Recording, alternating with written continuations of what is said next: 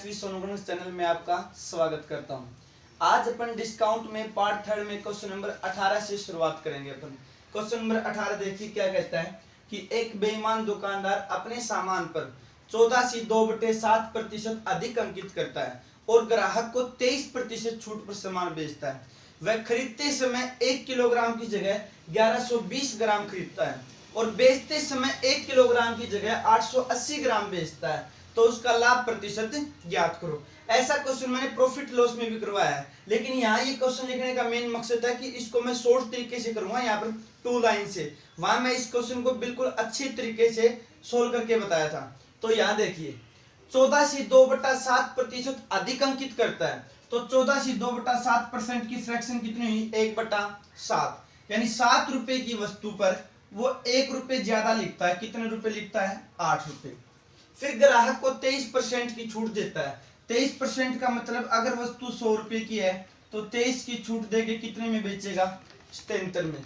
और खरीदते समय 1 किलोग्राम की जगह 1120 ग्राम खरीदता है, यानी दिमाग लगाओ आप, वो 1120 ग्राम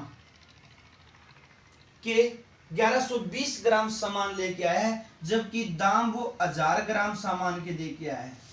1000 ग्राम सामान के दाम दे के, जबकि जो सामान लाया है वो 1120 रुपए ग्राम का सामान लेके आया है। फिर बोलता है कि बेचते समय 1 किलोग्राम की जगह 880 ग्राम बेचता है, यानी मैं बोल सकता हूं वो 880 ग्राम बेचता है, जबकि उसको बेचना कितना चाहिए था? 1000 ग्राम। इसका क्या मतलब हुआ कि अगर मैं उसको 1000 ग्राम का सामान देना था और 1000 ग्राम सामान की जगह उसने अपनी दुकान से 880 ग्राम का सामान दिया है सिर्फ। अब मैं इसको हल कर लूंगा। कुछ बच्चे क्या है कि कंफ्यूज हो जाते हैं कि 1120 इधर लिखूं या 1000 इधर लिखूं या 880 इधर लिखूं, कैसे किस प्रकार से लिखा जाएगा। तो देखो मैं आपको इसका तरीका बताता हूं। कभी भी आप डिस्काउंट देता है, आप डिस्काउंट को लिख लो सिर्फ आप 23% इन 23/100। 100 रुपए पर 23 रुपए की छूट, 100 रुपए पर 23 रुपए की छूट देके कितने बेचा है? 77 में। यानी डिस्काउंट में इधर की वैल्यू बड़ी होगी और इधर की वैल्यू छोटी होगी, क्योंकि डिस्काउंट देंगे तो वो कम में बिकेगी और डिस्काउंट को छोड़कर बाकी जितनी भी वैल्यू हो ना, सभी की सभी इधर तो छोटी कम वाली वैल्यू होगी और इधर ज्यादा वाली वैल्यू होगी। तो आप देख सकते हो 7 8 से कम है, 1000 1120 से कम है, 880 1000 से कम है। ये तरीका आप याद रखना, इससे क्या है कि आपका क्वेश्चन गलत नहीं होगा। तो अब इसको आप काटना चाहो तो काट सकते हो। ये 0 से 0 कैंसिल, 11 से 8 और 11 से 7, ये 7 से 7 कैंसिल, ये 8 से 8 कैंसिल, ये 1000 से 1000 कैंसिल, यहां बच गया 100 और यहां बच गया 112। यानी मैं बोल सकता हूं कि 100 रुपए की वस्तु उसने 112 रुपए में बेच दी। कितने रुपए का प्रॉफिट कमाया? 12 रुपए का। कितने रुपए पर से? 100 पर से। यानी मैं बोल सकता हूं कि उस बेईमान दुकानदार को टोटल मिलाकर 12% का प्रॉफिट हो गया। ये है इस क्वेश्चन का आंसर। अब है क्वेश्चन नंबर 19। क्वेश्चन नंबर 19 में कहता है कि एक दुकानदार अपने सामान पर 10% अधिक अंकित करता है। वह अपने ग्राहकों को 1 किलोग्राम के स्थान पर कितने ग्राम बाट का प्रयोग करे ताकि 25% का लाभ हो।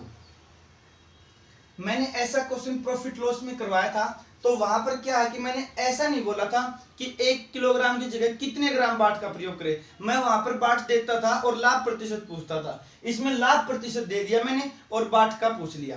तो देखिए आप भाई 10% अधिक अंकित करता है, यानी मैं बोल सकता हूँ 10% की फ्रैक्शन कितनी होती है? 1/10। 10 रुपए के माल पर 1 रुपया ज्यादा लिखता है। 10 रुपए की वस्तु पर 1 रुपया ज्यादा लिखेगा तो कितने लिखेगा? 11। फिर 1 किलोग्राम की जगह कितने ग्राम बाट का प्रयोग करें? देखो 1 किलोग्राम में होता है 1000 ग्राम, और जितने ग्राम का प्रयोग करेगा वो 1000 से तो कम ही करेगा। मैंने मान लिया 1000 से कम वो x ग्राम हो गया। और मैं थोड़ी सी देर पहले आपको बताया था कि जो कम वैल्यू होती है वो इधर आती है, जो बड़ी वैल्यू होती है वो इधर जाती है, छोड़ के डिस्काउंट को सिर्फ। और डिस्काउंट का यहाँ पर कोई ऐसा जिक्र नहीं कर रखा। और फिर उसके बाद बोलता कि उसको 25% का लाभ हो गया। 25% की फ्रैक्शन कितनी होती है? 1/4, यानी 4 रुपए की वस्तु पर 1 रुपए का लाभ हो गया। वस्तु अगर 4 की थी तो 1 रुपए लाभ पर कितने में बेचेगी? 5 में। यहां से मुझे x का मान निकालना है। तो देखिए ये एक शॉर्ट एंड स्वीट तरीका है। तो कैसे हल करेंगे, x की वैल्यू कैसे निकालेंगे, जब कभी भी अपने को ऐसा क्वेश्चन पूछा जाए कि कितने ग्राम बाट का प्रयोग करना है, तो याद रख लेना इन दोनों की गुणा इससे कर दो और इन दोनों की गुणा इससे कर दो और दोनों को बराबर कर दो, x की वैल्यू आ जाएगी। तो यहां मैं गुणा करूंगा तो x गुणा 10 गुणा 5 बराबर, यहां करूंगा तो 1000 गुणा 11 इंटू 4। यहां आप काट सकते हो 10 पंजे 50 और 50 से काटा तो ये 20 पर कट गया और x की वैल्यू कितनी फाइंड होगी 880 ग्राम। यानी मैं बोल सकता हूं कि वह दुकानदार 1 किलोग्राम बाट की जगह अगर 880 ग्राम बाट का प्रयोग करेगा और 10% मूल्य ज्यादा अंकित करेगा तो भी उसको 25% का लाभ होगा। अब है क्वेश्चन नंबर 20। एक किताब पर छूट विक्रय मूल्य का 25% है और छूट प्रतिशत और लाभ प्रतिशत आपस में बराबर है, तो छूट और क्रय मूल्य का अनुपात क्या होगा। बहुत ही बढ़िया क्वेश्चन है, देखने में छोटा है लेकिन ये मान सकते हैं आप ये जानलेवा प्रश्न है, बिल्कुल दिमाग से हल करोगे तो इसको ज्यादा आसानी से हल होगा। तो देखिए एक किताब पर छूट है जो डिस्काउंट है वो विक्रय मूल्य का 25% है, यानी मैंने यहां लिख लिया 25% की फ्रैक्शन कितनी होती है 1/4। मैंने यहां लिख लिया आपका अंकित मूल्य MP, यहां लिख लिया मैंने विक्रय मूल्य SP और यहां लिख लिया मैंने क्रय मूल्य CP। यानी विक्रय मूल्य का 25%, यानी विक्रय मूल्य के ऊपर है तो नीचे वाला क्या होगा विक्रय मूल्य SP प्राइस, यानी विक्रय मूल्य 4 रुपए होगा तो डिस्काउंट कितना होगा 1 रुपए। अगर विक्रय मूल्य 4 तो डिस्काउंट किस पर मिलता है अंकित मूल्य पर MP पर, तो 1 रुपए का डिस्काउंट है तो इसका मतलब MP कितना होना चाहिए 5 रुपए। ये इन दोनों के बीच में रिलेशन बता रहा है। फिर बोल रहा है कि छूट प्रतिशत और लाभ प्रतिशत बराबर है, बोल सकता हूं कि छूट और लाभ यहाँ दोनों बराबर दिए हैं और यहाँ छूट कितने की हुई है, छूट हुई है 1 रुपए की और छूट हमेशा MP पर दी जाती है और 1 रुपए की जो छूट हुई है वो कितने रुपए पर दी गई है 5 रुपए पर। अगर यहाँ छूट 1/5 है तो लाभ भी कितना होना चाहिए 1/5 और लाभ और हानि हमेशा किस पर होते हैं CP पर क्रय मूल्य पर। तो यहाँ अगर क्रय मूल्य 5 रुपए होगा तो लाभ कितना होगा 1 रुपया। क्रय मूल्य 5 रुपए तो लाभ 1 रुपया तो विक्रय मूल्य कितना हो जाएगा 6 रुपए। मैंने पहले भी आपको बताया कि कोई भी डिस्काउंट होता है वो हमेशा MP पर दिया जाता है और कोई भी प्रॉफिट और लॉस होता है वो हमेशा CP पर दिया जाता है। अगर बात डिस्काउंट की करें तो नीचे वाला अंकित मूल्य होता है, अगर बात लाभ की करें तो नीचे वाला CP होता है। तो अब इसको आप आसानी से हल कर सकते हो। यहां आ गया 4 और यहां आ गया 6, ये 2 से कट रहा है, काट दो, 2 दूनी 4, 2 दूनी 4 और 2 तिया 6। अब मैं इनकी गुणा कर लेता हूं, 3 पंजे 15, 6 दूनी 12, 5 दूनी 10। यानी मैं कह सकता हूं कि यहाँ MP, SP और CP का जो रेशो है वो 15:12:10 है। और फिर बोल रहा है कि यहाँ छूट और क्रय मूल्य का रेशो पूछ रहा है।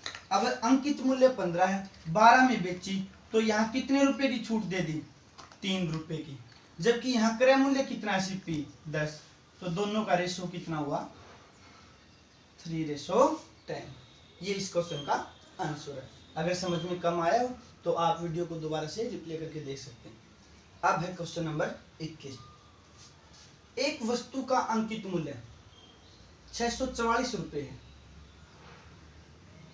X% की छूट देने के बावजूद दुकानदार X% का प्रॉफिट कमाता है। यदि डिस्काउंट नहीं दिया जाए तो उसे 16/2/3% का प्रॉफिट होता है। तो उस आर्टिकल का CP बताना है, अपने उस वस्तु का क्रय मूल्य बताना है, क्या होगा। देखिए यहां इस क्वेश्चन में एक लाइन दे रखी है कि X% की छूट देने के बावजूद भी X% का लाभ कमाता है। सेम छूट है, सेम लाभ है, ठीक है। फिर बोल रहा कि अगर छूट नहीं दी जाती, तुम दिमाग लगाओ, मैंने ये MP मान लिया, ये SP मान लिया, ये CP मान लिया। अगर मैं जो वस्तु मैंने 10 रुपए में खरीद ली और अभी भी पिछले क्वेश्चन में 15 रुपए अंकित तुमने लिखा था, छूट देने के बाद कितने में बेची थी 12 में। अगर मैं छूट नहीं देना चाहूंगा तो बोल सकता हूँ कि 10 रुपए की वस्तु सीधी कितने में बिकेगी, 15 में। तो यहाँ विक्रय मूल्य का तो कोई रोल नहीं हुआ।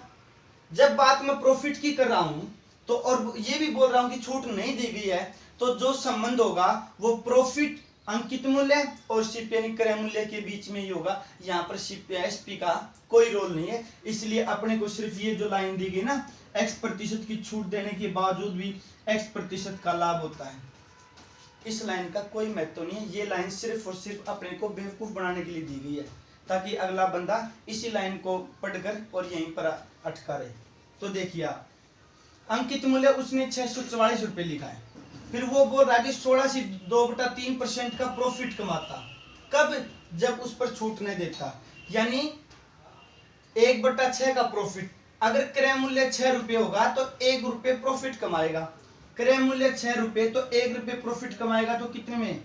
7 में बेचेगा। और 7 में बेचने का मतलब है यहाँ पर एमपी, क्योंकि यहाँ पर एसपी नहीं है, वो एसपी और एमपी एक ही काम करेंगे यहाँ पर, क्योंकि वो छूट का तो कोई प्रावधान बता ही नहीं रहा यहाँ पर। छूट अगर छूट देता तब अपने पास एसपी आता। वो बोल रहा कि छूट दी नहीं गई, इसका मतलब वस्तु को जो एमपी जो उसने रेट किया था उसी पर बेचा गया है। 6 रुपए की वस्तु कितने में बेची? 7 में। और यहाँ अंकित मूल्य कितना बता रहा है? 640 रुपए। और यहाँ कितना है? 7। तो 7 की वैल्यू 644 है, तो 6 की वैल्यू कितनी होगी? तो ये देख लो 7 का कितने गुना है, तो उतने गुना आप 6 का कर दो। ये हो गया 92 गुना, तो इसका भी 92 गुना कर दो।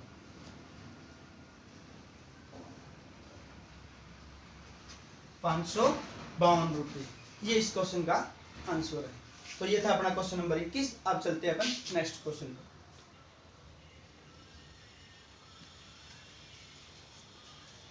Question number 22। P रुपए की वस्तु पर 3 क्रमागत x% y% z% की छूट के समान एकल छूट क्या होगी? और क्वेश्चन नंबर 22 के ये है ऑप्शन अपने पास। देखो इस क्वेश्चन का मैंने बेसिक मेथड इस तरह से डिस्काउंट के जो फर्स्ट पार्ट में पहला ही क्वेश्चन है वो करवाया था मैंने कि P% और Q% की क्रमागत छूट के इक्वल एकल छूट क्या होगी। वैसा ही क्वेश्चन ये है, वहां 2 डिस्काउंट दिए थे, यहाँ 3 डिस्काउंट दिए हैं। वहां 2 के इक्वल पूछ रहा था, यहाँ 3 के इक्वल पूछ रहा है। तो मैंने जैसा क्वेश्चन फर्स्ट बेसिक तरीके से किया था उसी बेसिक तरीके से ये क्वेश्चन होगा, और इस क्वेश्चन का आंसर अपना होगा ए ऑप्शन। तो इस क्वेश्चन का आप ये आंसर याद रखोगे। जब एग्जाम में अगर ये क्वेश्चन आ जाए तो वहां पर आप बेसिक तरीके से इसको करके नहीं देखोगे, वहां पर तो सिर्फ और सिर्फ ये फॉर्मूला आप याद रखोगे। ये फॉर्मूला याद रखोगे तो समय की बचत होगी, नहीं तो ये फॉर्मूला ही कम से कम आपकी 2 से 3 मिनट ले लेगा।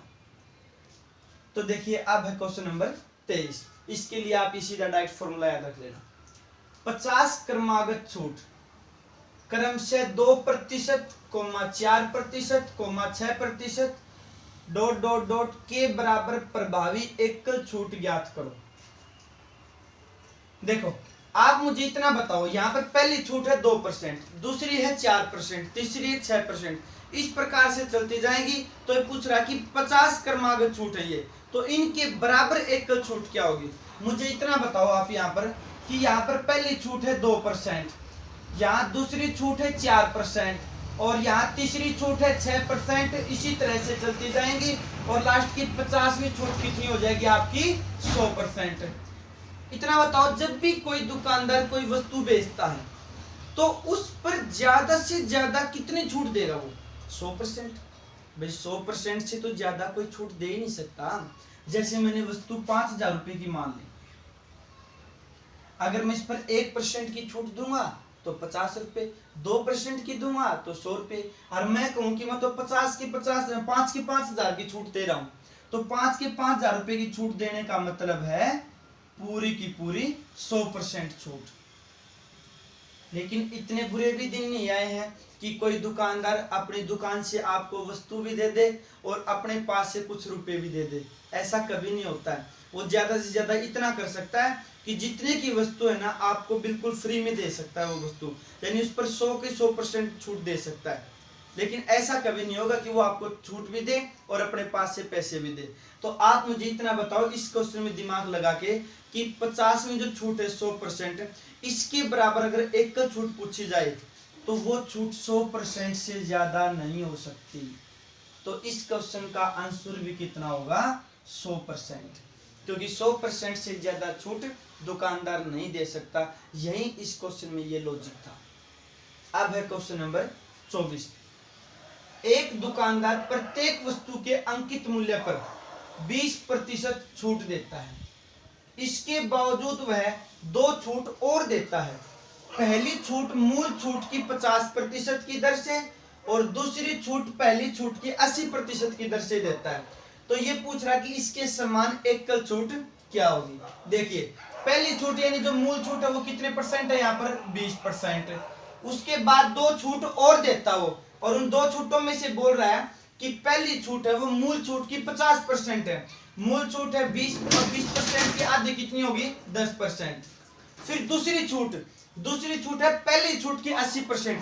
पहली छूट कितनी है, 10%। ये पहली छूट 20 नहीं है, ये तो मूल छूट है। यहाँ पहली छूट की बात करा जो लास्ट में जो दो छूट दी है।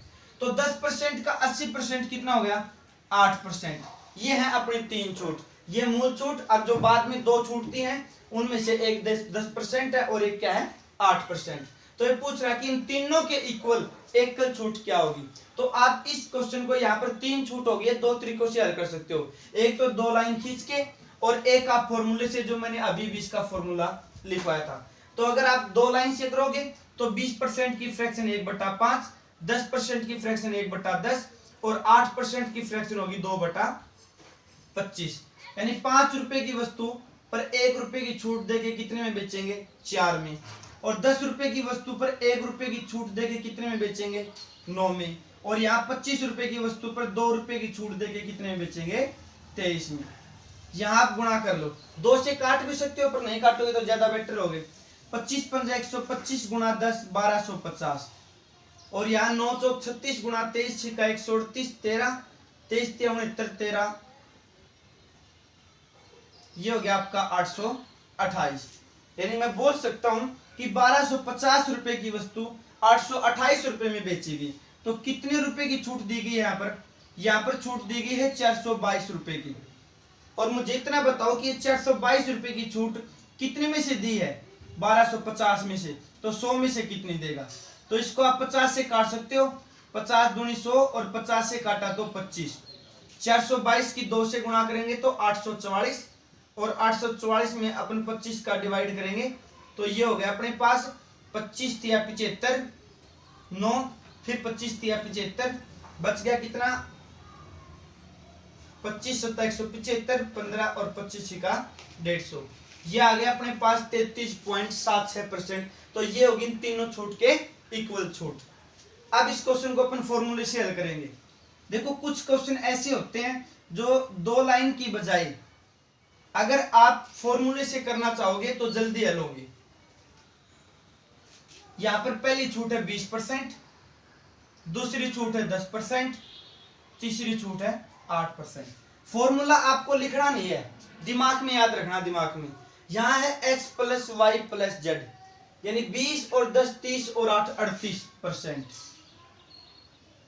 फिर था माइनस, फिर x की y से गुणा, y की z से गुणा और z की x से गुणा। तो 20 गुणा 10 200, 10 गुणा 8 80, 280, 20 8 160 और 280 440। तो 440 के बटे में 100 था तो 2 अंकों के बाद पॉइंट लगा दिया। फिर उसके बाद प्लस, फिर था x y z बटे 10,000, x y z तीनों की गुणा, 20 8 160 गुणा 10 1600, और 1600 में 10,000 का डिवाइड करेंगे तो 2 जीरो से 2 जीरो कट जाएंगे। 16/100 को लिख सकता हूं मैं 0.16%। अब मैं इन प्लस प्लस को जोड़ लूंगा तो ये हो गया 38.16%। इसमें से 4.40 घटाऊंगा तो 38 में से 4 गया 34, और 34 में से 34.16 में से ये घटाएंगे तो ये बचेगा आपका 33.76%। तो मेरे हिसाब से ये मेथड आपके लिए बिल्कुल अच्छा रहेगा।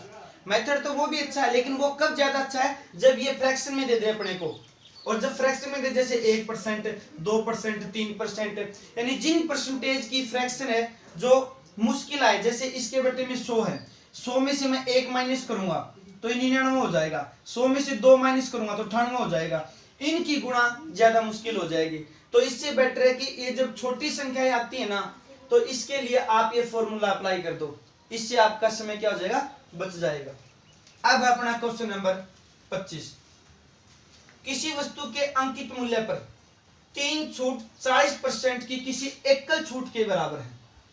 यदि पहली और दूसरी छूट क्रम से 25%, 11 से 1/9%, तो तीसरी छूट क्या हुई। देखो ये बोल रहा कि यहाँ पर 3 छूट दी गई थी, एक तो 25%, एक 11 से 1/9% और तीसरी मिसिंग है। और इन तीनों छूट के इक्वल जो छूट है वो कितनी है, 40%। तो ये पूछ रहा है कि जो छूट मिसिंग है वो छूट क्या है। तो देखिए आप मुझे इतना बताओ कि 25% की फ्रैक्शन 1/4, 11 से 1/9 की फ्रैक्शन 1/9, यानी 4 रुपए की वस्तु 1 रुपए छूट पर कितने में बिकेगी, 3 में। फिर 9 रुपए की वस्तु 1 रुपए छूट पर कितने में बिकेगी, 8 में। जो तीसरी छूट है मुझे नहीं पता कितनी है, मैंने वो छूट मान लिया, उसका रेशो x अनुपात y है। मैंने मान लिया कि वो वस्तु x रुपए लिखा था और वो y में बेची गई है। तो x और y की वैल्यू निकलने के बाद मैं पता कर लूंगा कि कितने रुपए की छूट दी गई थी। और 40% का प्रॉफिट, 40% की एकल छूट के बराबर है 40% की फ्रैक्शन 2/5, यानी 5 रुपए की वस्तु पर 2 रुपए की छूट दी गई है, तो कितने में बेचा गया है, 3 में। तो अब देखो मैंने आपको थोड़ी सी देर पहले बताया था बेईमान दुकानदार वाले में कि यहाँ पर जब कोई वैल्यू मिसिंग होती है और वो अपने को निकालनी होती है, तो इन दोनों की जो गुणा है वो इसके साथ कर दो और इन तीनों की गुणा इसके साथ कर दो और फिर आपस में क्या कर दो, इनको इक्वल। तो इनकी गुणा करेंगे तो x गुणा 3 गुणा 9 गुणा 4, और यहाँ करेंगे तो y गुणा 5 गुणा 8 गुणा 3। अब जो कट रहा है काट सकते हो आप, जैसे 3 से 3 कैंसिल हो गया, 4 दूनी 8, तो x तो ऐसे कैसा, y ये नीचे आ गया, और यहाँ बच गया 5 दूनी 10, और ये 9 गुणा में था तो कहाँ चला गया, भाग में। तो x की वैल्यू तो आ गई 10 और y की वैल्यू आ गई 9, यानी मैं बोल सकता हूं यहाँ पर कि 10 रुपए की वस्तु 9 रुपए में बेची गई। तो आप मुझे इतना बताइए कि कितने रुपए की छूट दी गई, 1 रुपए की। और ये 1 रुपए की जो छूट दी है कितने में से दी है, 10 में से। तो 100 में से कितनी देगा, इंटू 100, 0 से 0, 10 एकम 10। तो मैं बोल सकता हूं कि जो तीसरा डिस्काउंट मिसिंग था वो डिस्काउंट कितना है, वो 10% का डिस्काउंट है अपना। अब है क्वेश्चन नंबर 26, आज का लास्ट क्वेश्चन। 3 समान क्रमागत छूट एकल 48.8% छूट के बराबर है, तो प्रत्येक छूट क्या होगी। देखिए यहाँ पर 3 छूट है अपने पास और यहाँ पर तीनों ही छूट मिसिंग है, और अगले ने बोल दिया कि जो तीनों की तीनों छूट है वे तीनों की तीनों डिस्काउंट आपस में क्या है, इक्वल है। और ये तीनों छूटों के जो इक्वल डिस्काउंट है वो एकमात्र डिस्काउंट कितना है, 48.8% का। तो देखिए मैंने मान लिया कि तीनों का रेशो है एक्स वाई, पहला डिस्काउंट, फिर दूसरा एक्स वाई और तीसरा भी एक्स वाई। मैंने मान लिया x रुपए की वस्तु y रुपए में बेचेगी डिस्काउंट देने के बाद, उसी तरीके से बाकी दो भी बेची जाएंगी। और इन तीनों की जब गुणा करते हैं तो अपने को पता चलता है कि वो इन तीनों की एकमात्र छूट वो 48.8% है, और 48.8% प्रतिशत के नाम का 100 और एक अंक घटाएंगे तो इसके नाम की 0। यानी मैं बोल सकता हूं कि 1000 रुपए की वस्तु पर 488 रुपए की छूट दी गई है। अगर वस्तु 1000 रुपए की थी तो 488 रुपए की छूट देने के बाद उसको 512 रुपए में बेचा गया है, और 512 रुपए में बेचा गया है। तो अब आप देख भी सकते हो यहाँ x x x y y y, यानी x की गुणा करूंगा तो x की पावर 3 और x की पावर 3 कितना आया, 1000, और यहाँ y की पावर 3 कितना आया, 512। तो आप दिमाग लगा सकते हो कि यहाँ पर 10 10 10, क्यों, क्योंकि 1000 कब आता है, 1000 किसका घन होता है, 10 का घन होता है, और 512 किसका घन होता है, 8 का। तो मैं बोल सकता हूं यहाँ पर कि x की वैल्यू 10 है और y की वैल्यू 8 है, यानी 10 रुपए की वस्तु 8 रुपए में बेचेगी। कितने रुपए का डिस्काउंट दिया गया, 2 रुपए का, और ये 2 रुपए का डिस्काउंट दिया कितने में से, 10 में से, प्रतिशत के नाम का 100, 0 से 0 तो 10 दूनी 20। यानी जो तीनों ही छूट हैं जो इक्वल हैं, वो प्रत्येक छूट आपकी कितनी है, 20% की है। तो मैंने ये क्वेश्चन आपको बेसिक बताया है। अब आगे से ये आपको लिखने की जरूरत नहीं है, आप शुरू में ही समझ जाना। कैसे, देखो 1000 रुपए की वस्तु 488 रुपए छूट में बेची गई है। तो आप मुझे इतना बताइए कि 1000 रुपए में से 488 की छूट दे दी तो उसको कितने में बेचा, 512 में। आप बोल सकते हो, चाहे तो इनको बटे में लिख लो या फिर चाहे ऐसे लिख लो कि 1000 रुपए की वस्तु है और 488 रुपए छूट में कितने बेचेगी, 512 में। और यहाँ पर 3 छूट है और तीनों की तीनों छूट इक्वल है। तो याद रख लेना, यहाँ पर तीनों का इसका क्या निकालना पड़ेगा, दोनों तरफ घनमूल। अगर यहाँ 2 छूट होती तो यहाँ दोनों का क्या निकल जाता, वर्गमूल। यहाँ 4 छूट होती तो ये फिर 1/4 हो जाता। तो आप मुझे इतना बताइए कि 1000 किसका घन होता है, 10 का। 512 किसका घन होता है, 8 का। 10 रुपए की वस्तु 8 रुपए में बेची गई, मतलब 2 रुपए का डिस्काउंट दिया गया। और 2 रुपए का डिस्काउंट कितने में से दिया है, 10 में से। तो 100 में से कितना देंगे, 0 से 0। तो 10 दूनी 20%। ये है इस क्वेश्चन का आंसर। आज के लिए सिर्फ इतना ही करेंगे अपन। अब अपन डिस्काउंट के पार्ट 4 में मिलेंगे और डिस्काउंट के पार्ट 4 में और भी अच्छे क्वेश्चन होंगे, क्योंकि मैंने पहले ही बताया था अपने को कि अपना टॉपिक जैसे जैसे आगे बढ़ता रहेगा वैसे वैसे क्वेश्चनों का लेवल भी बढ़ता रहेगा। अगर आपको ये वीडियो अच्छी लगती है तो आप इसे लाइक करें, शेयर करें, कमेंट्स करें और अपने चैनल को सब्सक्राइब जरूर करें। अब मिलते हैं अपन नेक्स्ट वीडियो में, तब तक के लिए नमस्कार।